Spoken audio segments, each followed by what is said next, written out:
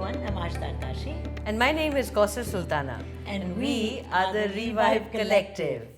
In this series of the deep dive with the Revive, we're talking about dealing with the difficult emotion, grief.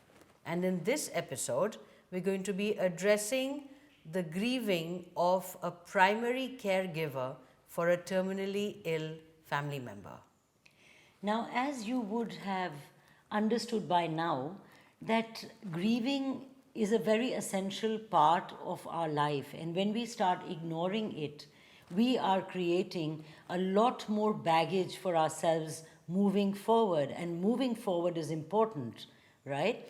So, when you are a primary caregiver of someone who is terminally ill, someone who you know has been diagnosed with some kind of an issue with health, which you know is not going to let the person live for very long and be amongst you for very long.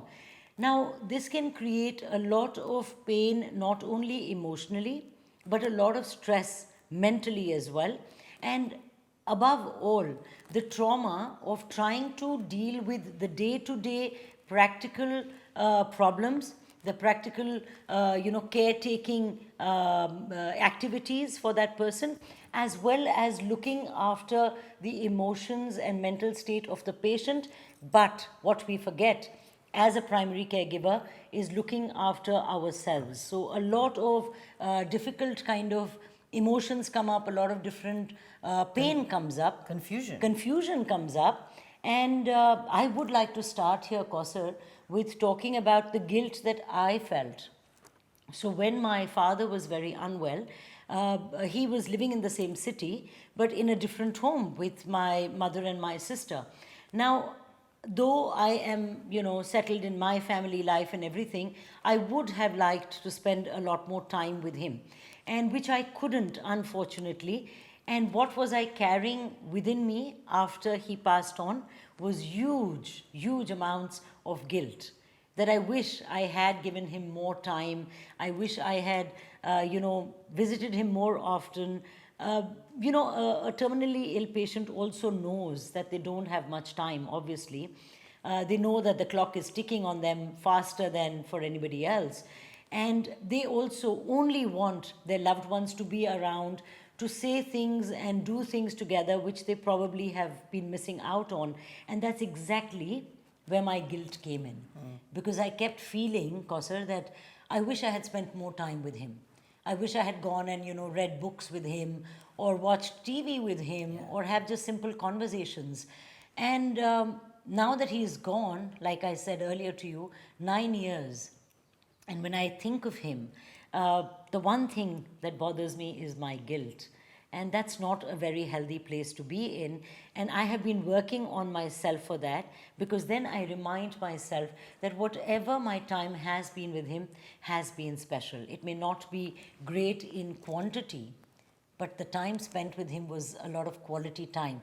Now, you can say that, this is one way of kind of giving myself some kind of a consolation. Yeah. Maybe yes. Maybe it's a consolation. But it helps. But it helps because then it makes my grieving process easier for me, because I am not holding on to that guilt anymore. And guilt is a big thing with grieving. Yeah. And the minute I have gotten over it, I remember him and our moments together with a lot more joy rather than sadness. Right? And what is your experience with grieving, for your father when he was unwell? Yes. Yeah. So for me, interestingly, Tashi, there was something in addition to not being able to be there for my father, who was also not keeping well in his last phase of his life. I being the only child, I didn't have any other help from siblings. My mother was the one looking after, my father all the time. So I had guilt of not being able to be with him. I also carried a lot of guilt of not being able to be with my mother to help out. Okay? So all of that was also going on inside of me. And it's very interesting what you said about, guilt is a very, I personally call guilt like a monster that eats us up from inside. Okay, because in not just my personal experience, but having worked with clients, there's something else that I have observed and brought to their notice is taking on responsibility which was not put on you, which is not required for you to take on that responsibility after the person has passed on, that I didn't do enough to help that person survive longer. Okay? And you continue to beat yourself up. You continue to, in some form, punish yourself by finding ways, reasons, justifications, that I should have done that, or I didn't do this, I could have done that. All of these shoulds and coulds and should nots and could nots, you keep beating yourself up with this. If I had done that, I would have at least been able to have this person around me for a little longer. Or even made the journey, the last bit of the journey for that person perhaps easier. Yeah. Right? That's where this feeling comes up. Yeah. And what is your thought on the overcompensation, Kausar, on this? Yeah, that's exactly what happens, right, Tashi? That because I wasn't, because I've told myself that somewhere I didn't do enough for this person, then I end up finding ways and means of overcompensating for someone else who's in a similar kind of a situation. So even where I may not be needed as much, I end up putting myself in that position, in that situation, in that environment more often. And maybe I could be overstepping boundaries for somebody else. But I am only focused on dealing with your guilt also, and also the feeling of I wish I could have done. So it's very, yeah, exactly, right? By doing more for someone else, I am trying to reduce the guilt that I have for, I think I have not, or I had not done enough, okay? And this is a form of punishment. It's a very harsh word that I'm using here, but it is a form of punishment if I continue to hold on to blaming myself for not having done enough. And the reason why we do that is somewhere deep down inside. This is nothing that we do consciously. But if I punish myself, weirdly enough, the guilt is lesser.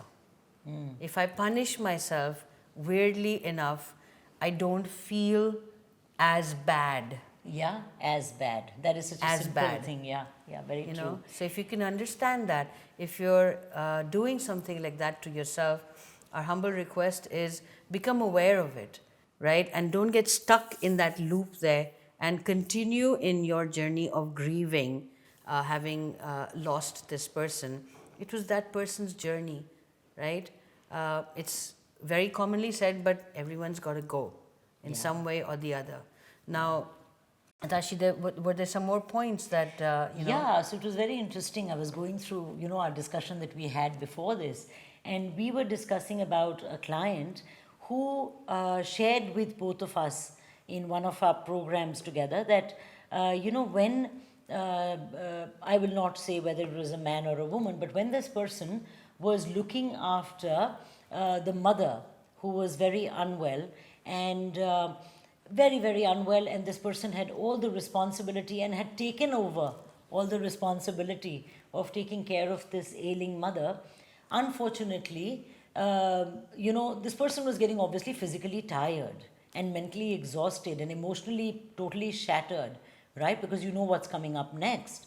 And when this mother passed on, this person was actually feeling guilty for the relief that was felt. Very, very. That, and that is something that you may also feel sometimes, that, okay, so now this person has left the world, and now I am suddenly feeling relief. Free, right? I have time for myself, and I have, I can get back to my normal life, whatever that normal may have been.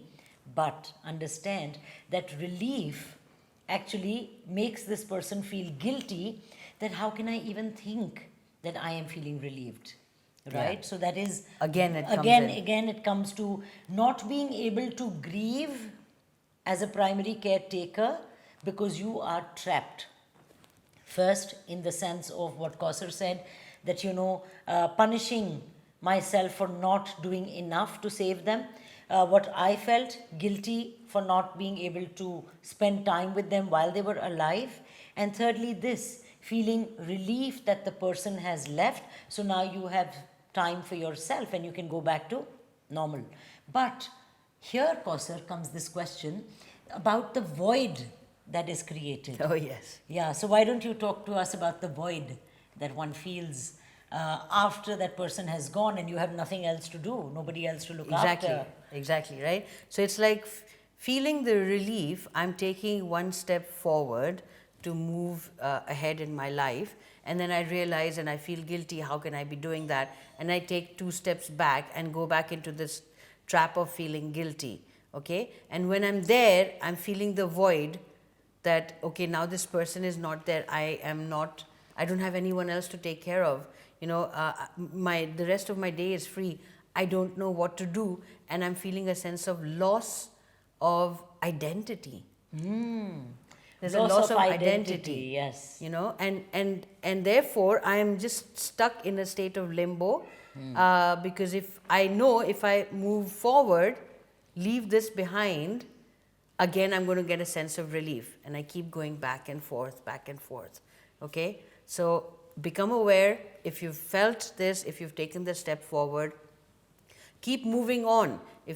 What we're trying to highlight here for you is feeling guilty is a part of the process of grieving, but that is not where you should get stuck, because there are so many more other stages, other emotions that will keep coming up, which is another one which I would like to talk about here. Yeah. Is another client of mine who experienced a lot of disrespect, a lot of abuse from the terminally ill person towards this caregiver, okay, while this person was alive, while the unwell person was alive. There was a lot of abuse because they're not in their proper sane frame of mind, right? So using them all the time, absolutely no validation Making coming in. unreasonable demands. Yeah, I mean, it seems unreasonable to an outsider or to the primary caregiver,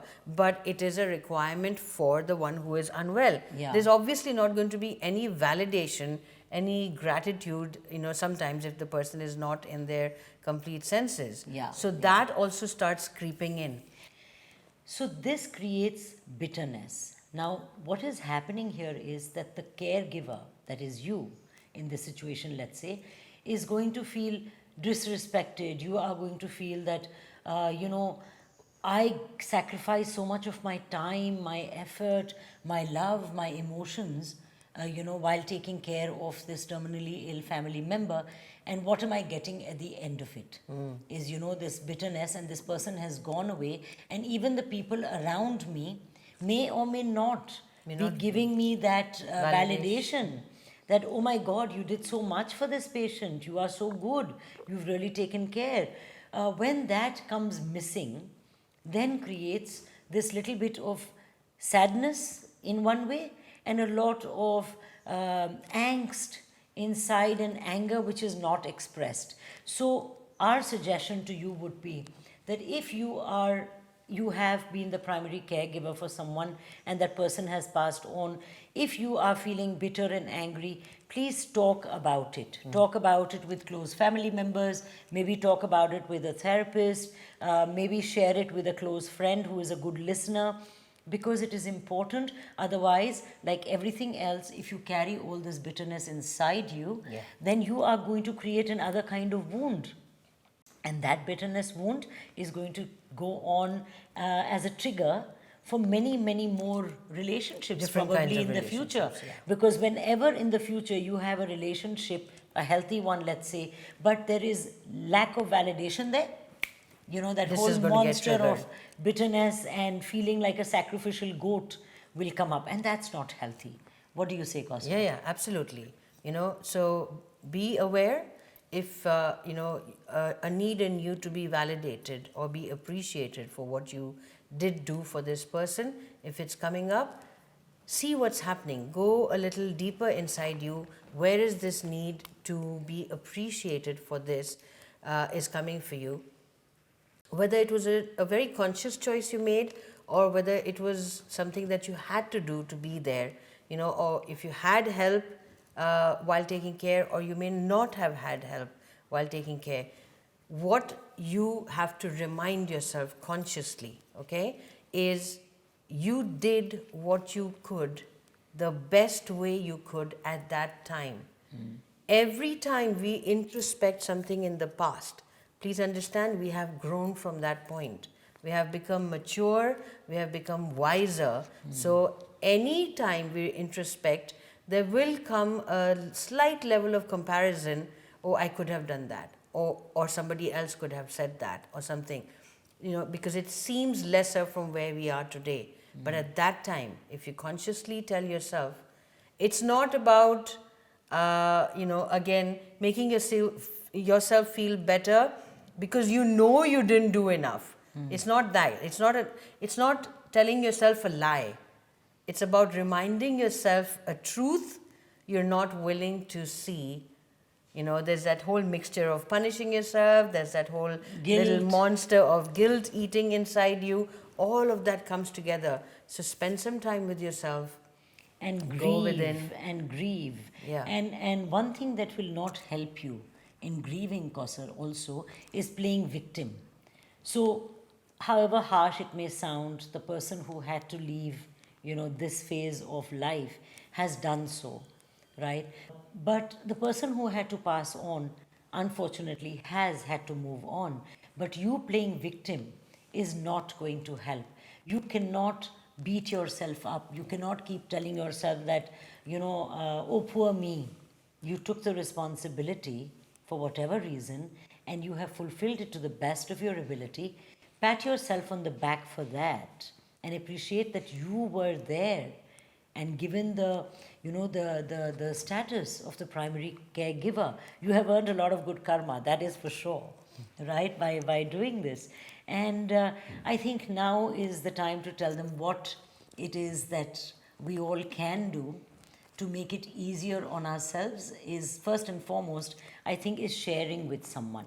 Yeah, That will sharing, help you. exactly. And sharing what you are actually feeling, what you are needing, okay? Speaking to somebody who will not judge you.